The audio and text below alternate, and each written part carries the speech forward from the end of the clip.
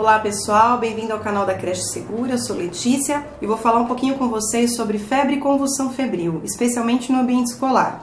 Então, como é um assunto extenso que demanda alguns detalhes, como por exemplo, o que significa a manifestação da febre, quais são os valores normais de temperatura, quando que a gente precisa se preocupar, o que é uma convulsão febril, a gente resolveu elaborar um e-book de maneira bem didática e deixar à disposição para que as pessoas possam fazer download com essas informações. Então, basta clicar no link aqui abaixo do nosso canal do YouTube para ter acesso gratuitamente a esse e-book. E há duas questões que nós gostaríamos de deixar para propor um debate dentro do ambiente escolar. Quais são essas questões? A primeira, criança com febre não tem que ir para a escola. Criança com febre precisa de cuidados, criança com febre precisa ser monitorada a sua temperatura e precisa de cuidados familiares. É uma afirmação muito fácil de fazer, a gente sabe que a maioria das pessoas conhece e sabe a importância disso. Mas na prática pode não acontecer. Por quê? A gente tem realidades familiares em que os pais não têm com quem deixar a criança e não conseguem dispensa do seu trabalho para cuidar dessa criança. É claro que isso não é uma responsabilidade dos profissionais de saúde como nós, da escola, do professor. Isso é um problema muito maior, é uma questão até social, cultural, política, que a gente tem hoje um número expressivo de empresas que não incentivam a maternidade e muitas vezes não dispensam os pais para cuidar dos filhos numa situação como essa. Então, não cabe a nós resolver essa situação, mas a gente pode propor o debate. Então, a gente acredita que não existe o lado certo, o lado errado, existe o bom senso e existe o diálogo.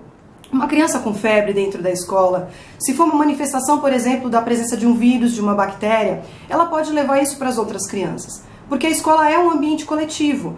Então, isso precisa ficar muito claro para os pais. Então, por que numa reunião de escola, por exemplo, não separar 10 ou 15 minutos para discutir sobre saúde, para falar, por exemplo, da febre? A gente sabe que as pessoas têm acesso à informação hoje, a internet está aí, mas algumas coisas precisam ser reforçadas, precisam voltar a ser debatidas, para que fique clara a relevância. Então, pegar 10, 15 minutinhos de uma reunião e discutir qual é o protocolo da escola.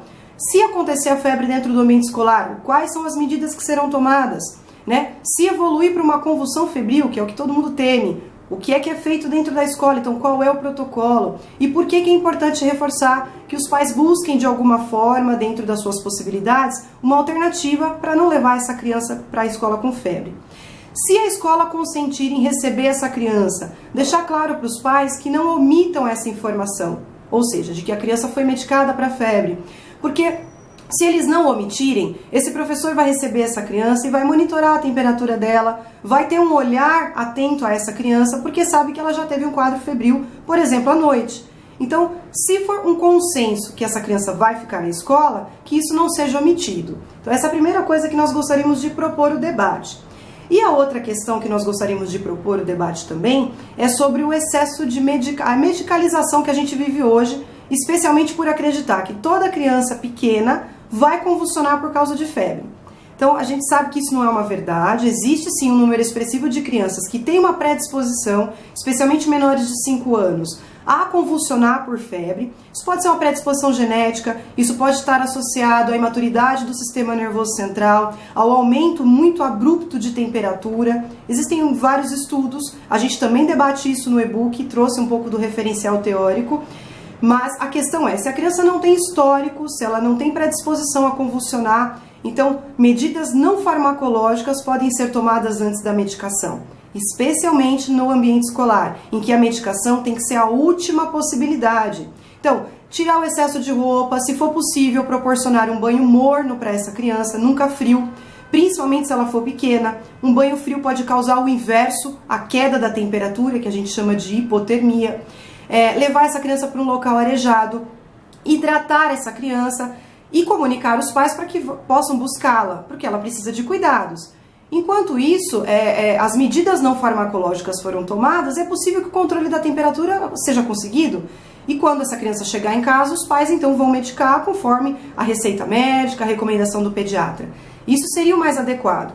Se não tiver jeito, se a temperatura continuar subindo e se for um consenso entre a escola e os pais medicar, que essa medicação seja feita de maneira cuidadosa, na presença de uma receita médica, com nome, carimbo do médico dentro da validade. mas que fique claro para os pais que medicar dentro da escola deve ser o último recurso, e sob essas condições, de ter uma receita médica e de ter o consenso deles, porque outra saída não foi possível, tá? Então nós gostaríamos de propor essas duas questões para o debate, são questões delicadas, existem pontos de vista diferentes, a gente sabe, mas a gente acha que vale a pena discutir. Então, pegar aqueles 10, 15 minutinhos de uma reunião e falar sobre febre. Nesse e-book há várias informações que podem contribuir, por exemplo, para a escola elaborar um protocolo. Elaborar um protocolo de febre. Então, discutam entre seus pares, discutam com a família, saúde, e qual será o maior benefício? Uma escola que promove saúde, uma escola que debate saúde, uma escola que vai também promover segurança. É nisso que a gente acredita e é para isso que a gente está aqui, para contribuir de alguma forma com a promoção da saúde e a segurança na escola. Contem sempre com a gente. Até a próxima!